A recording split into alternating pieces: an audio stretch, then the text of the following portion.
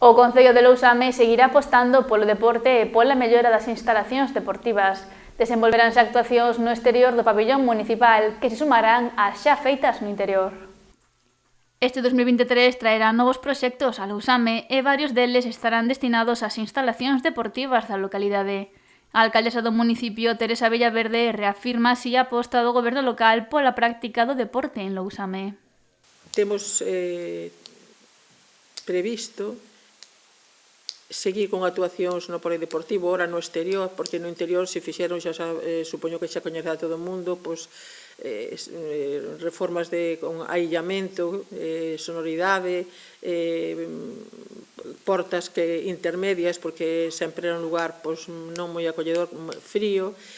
Seguiremos as portas que estaban deterioradas, poñer butacas nas gradas para que sexa máis cómodo, máis doado estar tanto nas actividades deportivas como nos festivais. E agora nos queda cometer, aparte que sigamos facendo melloras no interior, facer un lavado da fachada.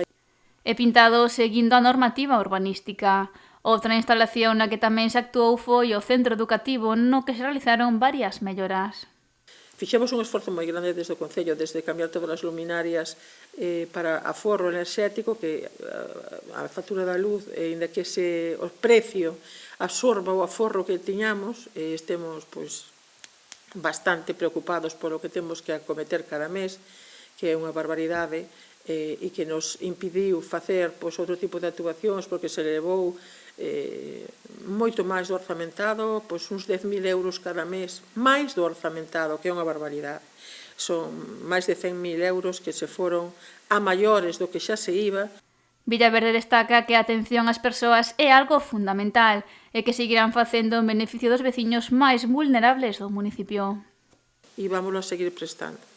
Indo a xunto das persoas que viven solas, con un grupo de voluntarios sénior, acompañados do técnico de voluntariado, e a cada casa. E agora, a verdade, é un proxecto que eu levaba anos pedindo que se realizara, e, bueno, unha vez que fixemos o proxecto, se está a facer, e solamente ver a xente que vive sola, que está esperando que sea o día en que vai a ir a outra persona para charlar con ela, non estar sola, e ver que está esperando todo o día dende a mañan a que cheguen esas 2 horas, non sabedes esa satisfacción persoal, non política, sino como política tamén, pero persoal que a mí me dá.